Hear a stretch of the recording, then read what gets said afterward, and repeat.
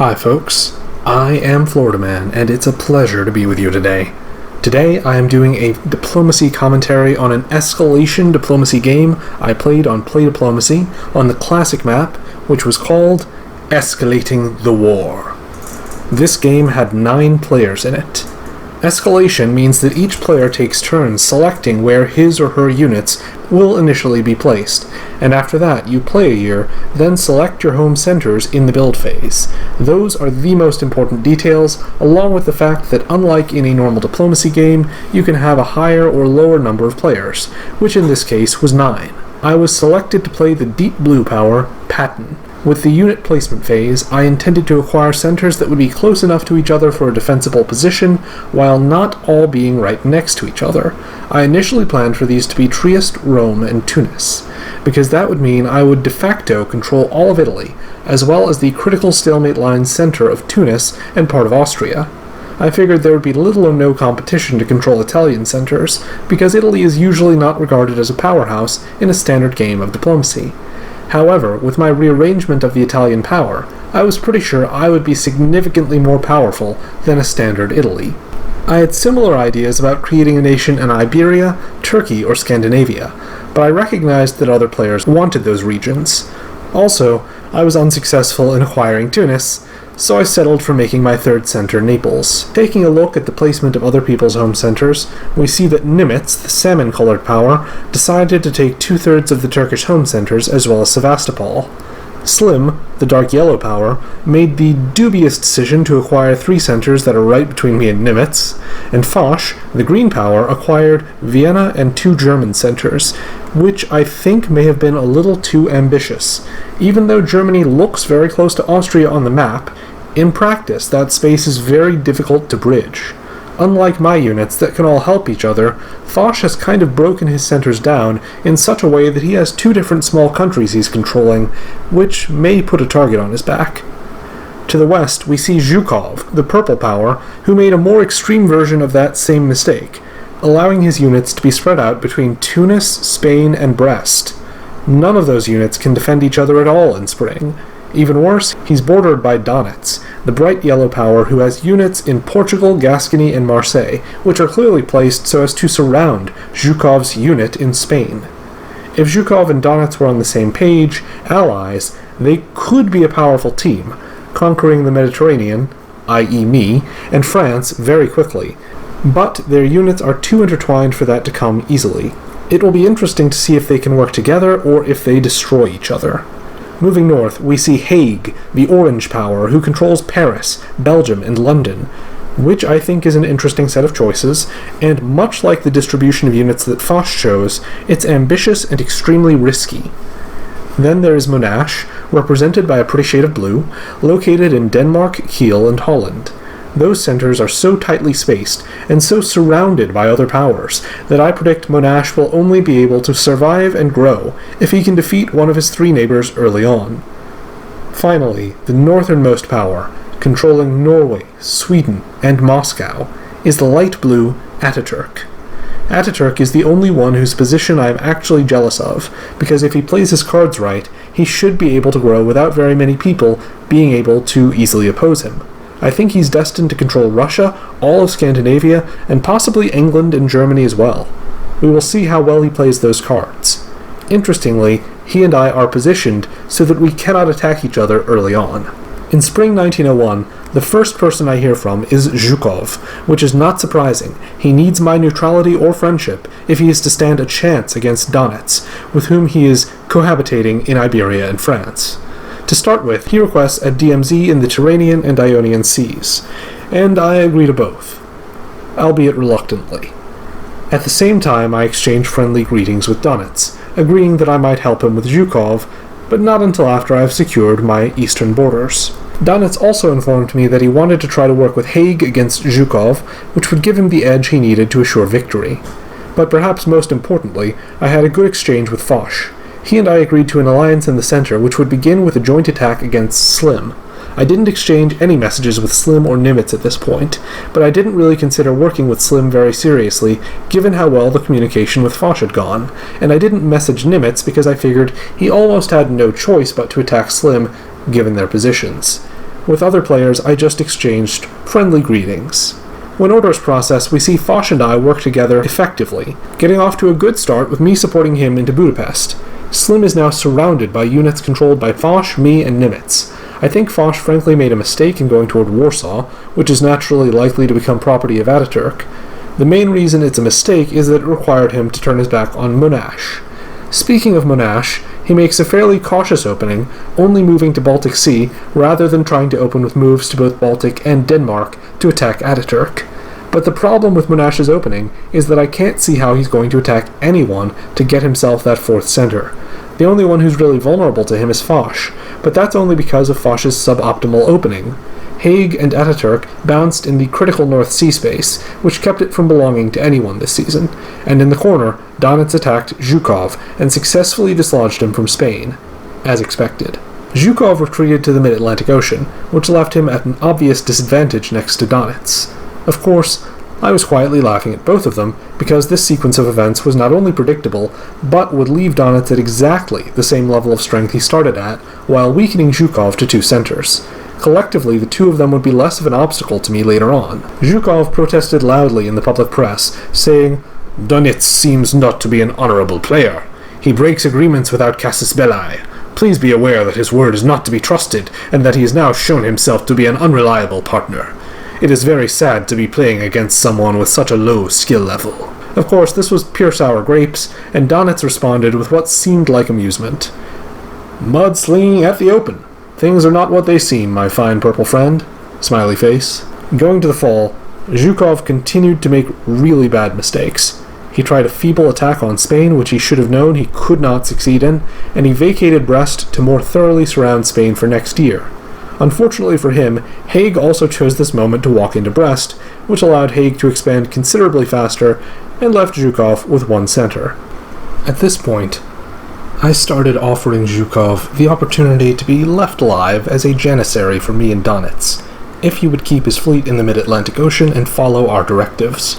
I was hoping to direct him and Donitz against Haig, who was the natural next opponent for Donitz if he didn't come south and fight me. I was trying to influence Haig toward attacking Donitz as well, since if they fought, they'd keep each other from growing and allow me the opportunity to sweep in and attack Donitz at a moment of my convenience. As we see in the build phase, unfortunately the purple player decided not to keep the mid-Atlantic fleet. This means that instead of helping me or Donitz out by fighting someone else, he'll become a nuisance by trying to hold out in Tunisia. Naturally, my plan will be to remove him. I built a fleet in Naples and an army in Trieste. My current primary ally, Foch, built an army in Munich as he was still on the defensive relative to his neighbors in the north. Nimitz built a fleet and an army, which was a little disappointing, since I'd asked him if he could refrain from building a navy. I knew it was a big ask, but the fact is that when you're in the position, basically, of Turkey, a naval build-up means you're almost inevitably going to be fighting the Italians, whether you like it or not. There's nowhere else for those fleets to go. Nimitz did have the grace to build his fleet in Sevastopol, and we agreed that it would stay out of the open Mediterranean for now, but I think we both knew that the fact that he was building it at all meant we were now counting down towards war. To the west, Haig built an army in Paris and a fleet in London. He seemed set to fight either Donitz or possibly Ataturk. And Ataturk built a fleet in Norway which seemed likely to move toward Haig's base in England.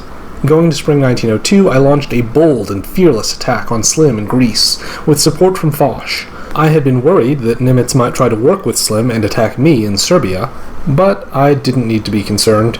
Nimitz attacked Slim along with me, despite the lack of coordination between us. I also positioned to take Tunisia in the fall, since I knew Zhukov was going to be useless at this point. Donitz tried to move toward Haig for an attack, but Haig bounced him in Gascony, so progress was slow. In the northeast, my prediction seemed to be correct. It looked as if Haig and Ataturk were about to fight over the English island. Ataturk also moved into Warsaw, and not for the first time I found myself envying his position. Going to the fall, I miscalculated my defensive orders, and instead of supporting Serbia to hold, I tried using Serbia to support an attack on Bulgaria as my way of countering the probable attack coming from Nimitz. Unfortunately, this led to Nimitz capturing Serbia. Fortunately, I was still gaining a net center for the year. In the northeast, Haig took over the remainder of the English island, and Monash bounced with Ataturk in North Sea, suggesting that he was taking Haig's side against the other general. In the build phase, it was all about fleets. Haig built a fleet, I built a fleet, Nimitz built 2 fleets, only Ataturk built an army, and it was in warm, sunny St. Petersburg, where it would probably just be lying down on the beach and getting a tan. In spring 1903, I struck back against Nimitz, recapturing Serbia. Unfortunately, Nimitz also struck at my ally, Foch, and it looked like he was also positioning to defend himself from me at sea. Still, I felt I had the initiative back on my side, and he would be living on borrowed time until either I slowly crushed him, or Ataturk swept down from the north and joined me. Foch was successful in the west, taking Kiel from Monash. Donitz continued positioning to fight Hague, while Hague seemed besieged, under attack by both Donitz and presumably still Ataturk. Overall, I was pleased with the way things were positioned this season. I strongly suggested to Foch that he retreat to Vienna, but he either ignored my message or didn't see it, and he ended up retreating to Galicia for some difficult-to-understand reason. In fall, Foch began the first example of what would become a pattern of failing to enter orders and generally being a dead weight, resulting in him losing Munich and Kiel and failing to retake Budapest from Nimitz. On the bright side, I didn't lose Serbia, and I successfully captured the Aegean Sea from Nimitz. Elsewhere, very little happened. Nimitz retreated to Smyrna, presumably thinking he'd move his Black Sea fleet out through Constantinople next year. In the build phase, I built a new army, as I was aware that new fleets would be useless. Donitz built a fleet in the north coast of Spain. To his credit, he consulted with me about building a fleet before he decided to do it, and I felt very comfortable that Donitz would remain a comrade for as long as he could. Monash reconstructed his army in Holland, though I think with the location of that space he perhaps should have chosen another fleet. Still, that would have left him with all fleets, which wouldn't have been great. Going to spring 1904, the Western War continued to grind on. Hague seemed to be doing well, positioning himself against Ataturk, but Donitz was surrounding him in France. In the east, Foch was getting with the program, slipping his armies into position to support me against Nimitz, even as he lost Berlin to Monash. In the retreat phase, Ataturk was able to move behind Hague's defensive lines, so I was quietly predicting his doom at this point. In fall 1904, I again tried to support Foch in retaking Budapest from Nimitz, and Nimitz again retained that center only because Foch failed to enter orders. This was at the same time that he was losing Berlin to Monash, and therefore being reduced to a single center. On the bright side, this was also the season when I successfully captured Bulgaria from Nimitz and sold Ataturk on the idea that he should seize Sevastopol from Nimitz, so we see Ataturk moving toward Sevastopol this season, although he can't act on that move until next year. Also, I'm happy to see Donitz and Hague continue to fight in the west, and Hague loses Paris to Donitz while winning Holland away from Monash, and getting weaker relative to Ataturk in terms of position. A good season from my strategic point of view. Progress was slow for other players, and it looked set to accelerate for me. But Donitz continued to make enough progress to be motivated to go after Hague rather than trying to turn against me. In the build phase, Foch is entering orders and listening to me again, or maybe he failed to enter orders and it happened automatically. But either way, I'm happy that he destroyed Galicia here. This will make it easier for us to attack the now divided centers Nimitz controls. Donitz built an army and Hague built a fleet, as did I this time. In spring 1905, I successfully captured Budapest and destroy the army there and the fleet in Aegean Sea, while Ataturk similarly captures Sevastopol. It seems as though Nimitz's days are definitively numbered. In the west, Donitz seizes Brest, taking control of the whole of France at last, while Ataturk takes Liverpool from Hague, reducing Hague to 4 centers. I suspect he's going down soon too.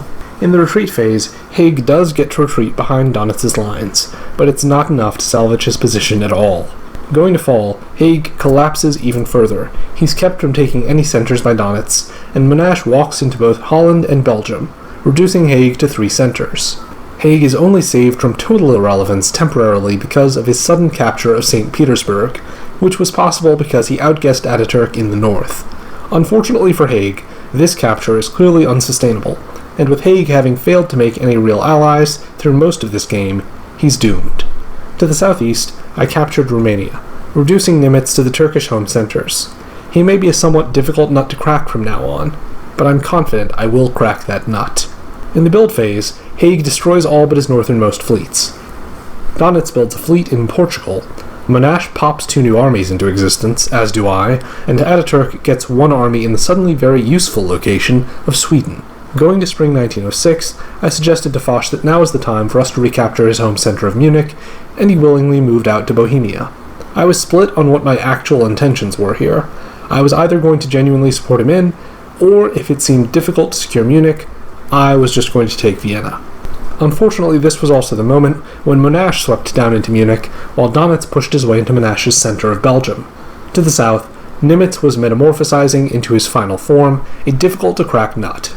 On the bright side, this season saw Ataturk move into Armenia, so it seemed inevitable that Nimitz's defences would fall.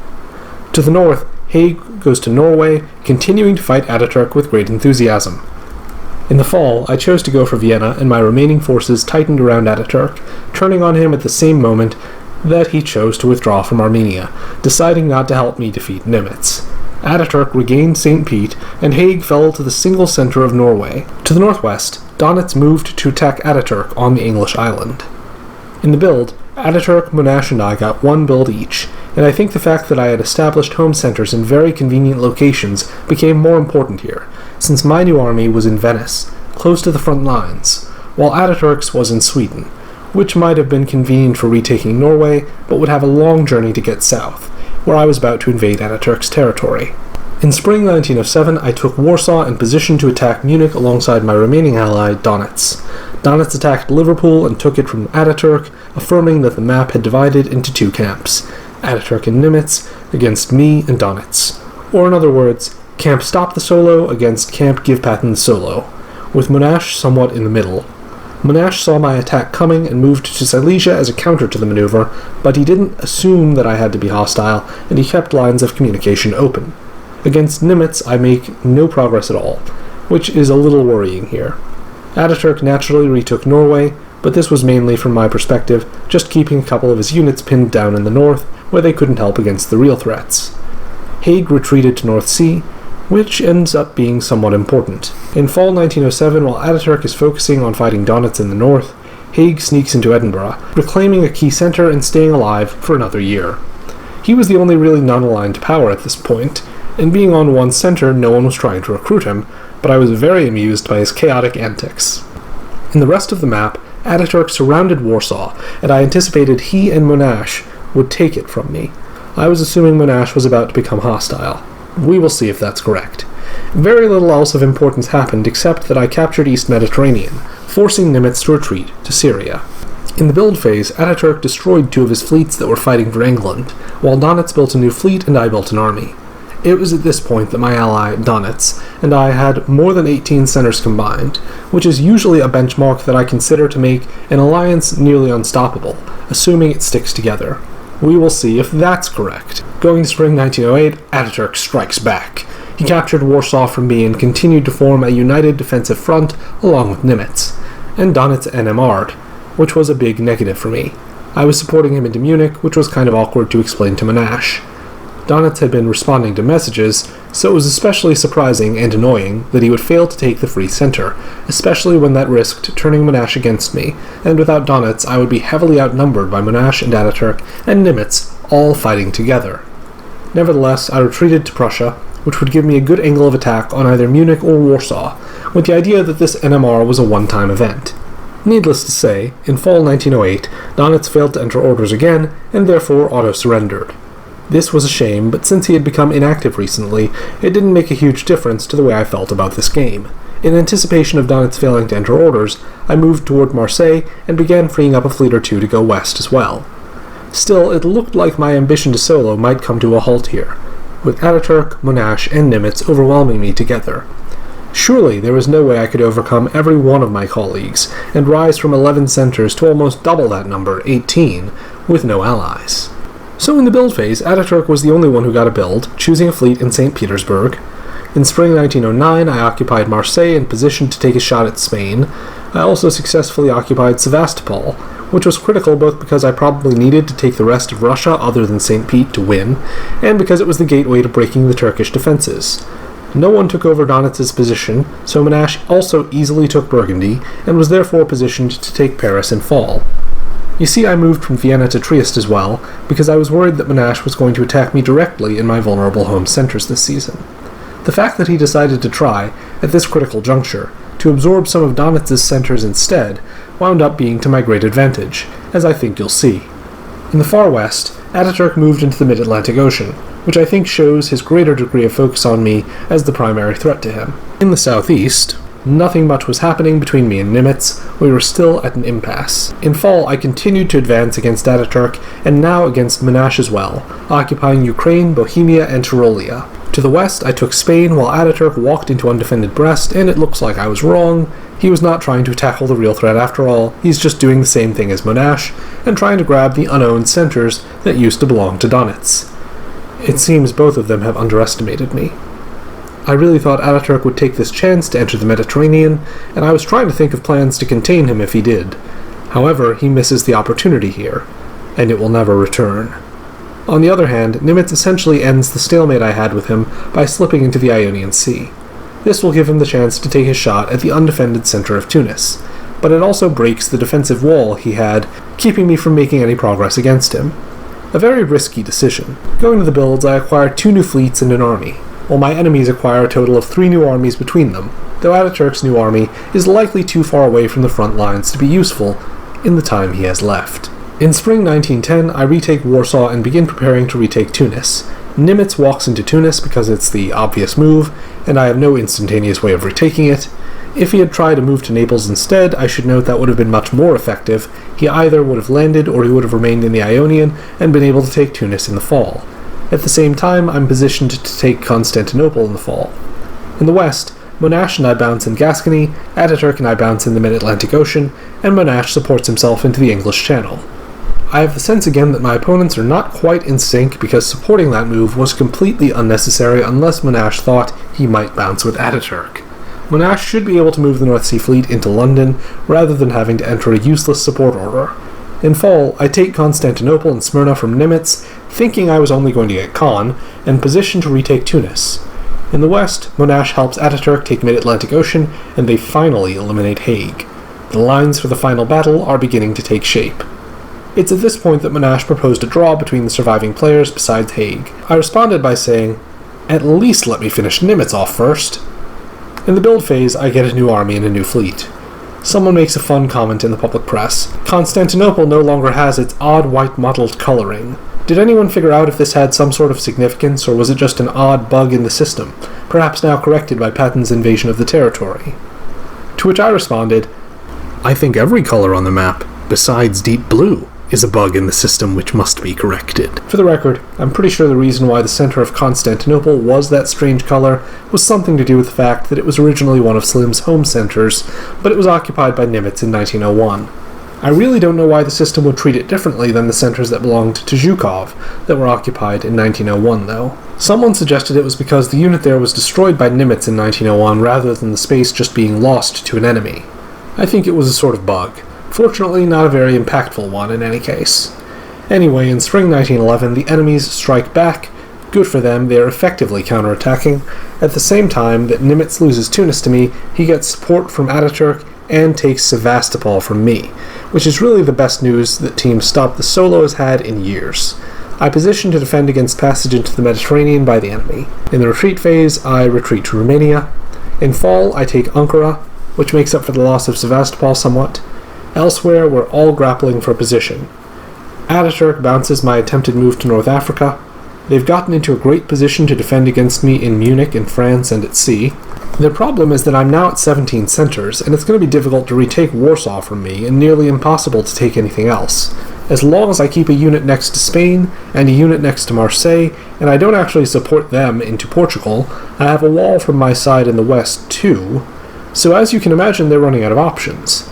In the build phase, Nimitz destroys the unit in Sevastopol because it's pretty inevitable that I would retake that, and he actually says that he's conceding in the public press, although like a good diplomacy player, he does not actually surrender. And I walk into Sevastopol. The last season sees the enemies try to retake Warsaw, but it's impossible, and so this is game over. Solo victory. It was very satisfying. This is the final map. I think the key to my win this time was that I made the right choices of initial starting centers, and I kept my enemies fighting each other instead of me until the last possible moment.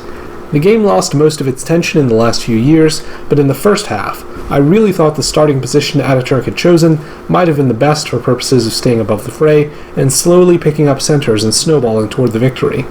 But as it turned out, Hague was extremely tenacious, and Ataturk's expansion was very slow. He also only figured out too late that I was his major threat, while I singled Ataturk out as my biggest enemy fairly early on, and I think I maintained a strong awareness of who my threats were from beginning to end. I hope you enjoyed this diplomacy commentary. If you did, you know how to show it. The like button, the subscribe button, and the comment button. Write down a comment about the game, or a reply to someone else, or a statement of your eternal devotion to diplomacy and this channel. And please give a quiet round of applause to our comrades in the credits here, the Patreon supporters, and subtitle translators who are helping us boost the channel to new heights. Feel free to join them if you feel like you're getting a lot of value from this channel. Until next time, Florida Man out.